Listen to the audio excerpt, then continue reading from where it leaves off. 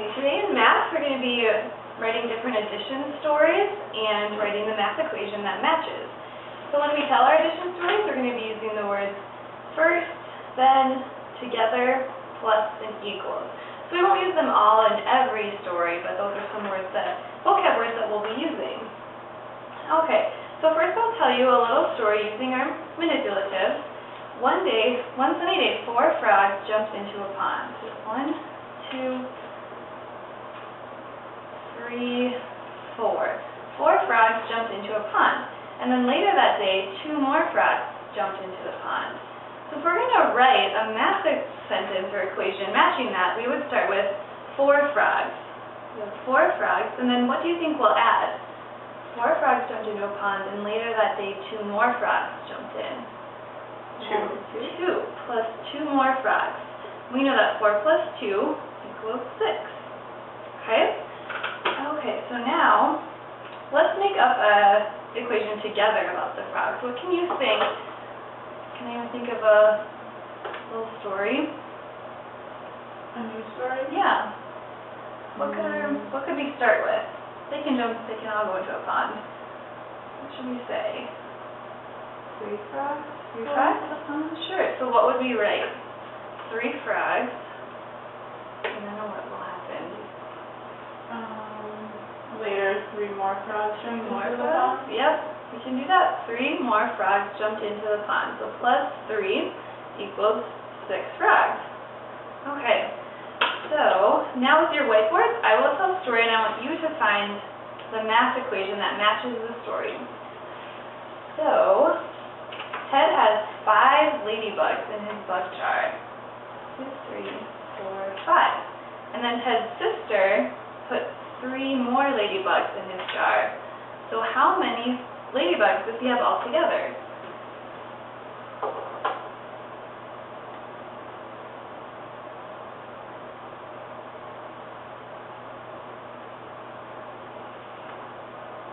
Eight.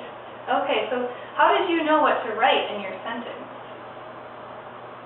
I started with 5 ladybugs, and then I added 3 because they jumped in later. Yep. And that made 8. And that made 8. Perfect. We'll do one more together. So, we'll say 2 ladybugs Ted had in his jar. And then he added, we'll go 3 more ladybugs.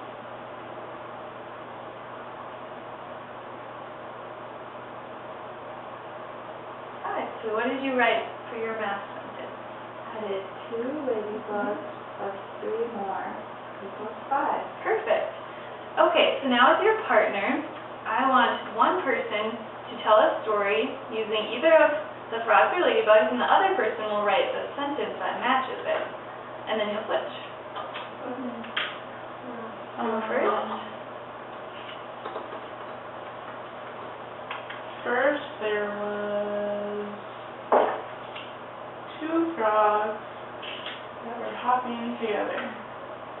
And then 2 more frogs joined them along the way. I put 2 frogs plus 2 more frogs equals 4. Perfect. That's a good story and a good sentence. Yep, and then you can make it one.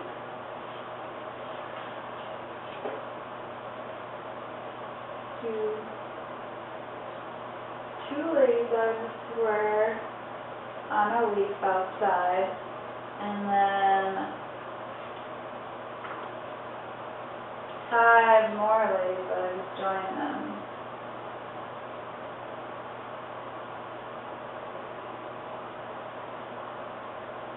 My sentence was 2 ladybugs plus 5 ladybugs equals 7 ladybugs.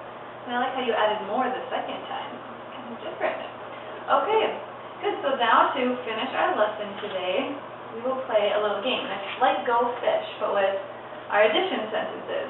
So if you had the number 2, you would think, what plus what equals 2? And we know 1 plus 1 is 2. So if I had 2, I could say, Julie, do you have 1 plus 1? And if you did, you would give it to me, and I would have a match, and I would put it down. And if you didn't, you would say, go fish, and I would draw another card from the pile. And then if you have a math sentence, it's the opposite. So you would ask, if we have 1 plus 4, you would ask, Vanessa, do you have 5? And if you did, you would give me it. And if you have a number that can have multiple ways, like 8, you can go 4 plus 4, or you can go 5 plus 3. You can ask either one because all of the matches are in here, so eventually they'll all match up. Do you have any questions about how to play? Okay, so I'll play with you for one round. Oops, there's probably left over.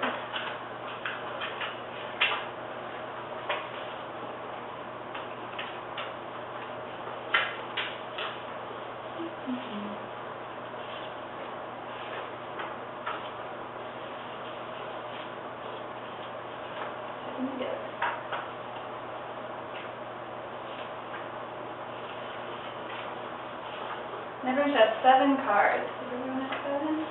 Yes. Okay. I'm going to lay those out. So, who would like to start? Me. Okay. Megan,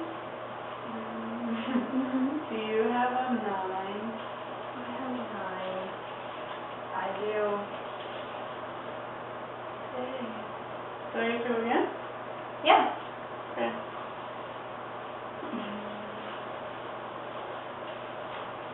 Julie, do you have 2 plus 2? Now, go fish. Okay. Vanessa, do you have 4? Uh-huh. Julie, do you have 8? Go fish. Vanessa, do you have 3? Go fish. Julie, do you have 1 plus 1? Go fish. Julie, do you have 7? Vanessa, do you have 4 plus 4? No. Go fish. That would be how we would end the lesson. That was fun.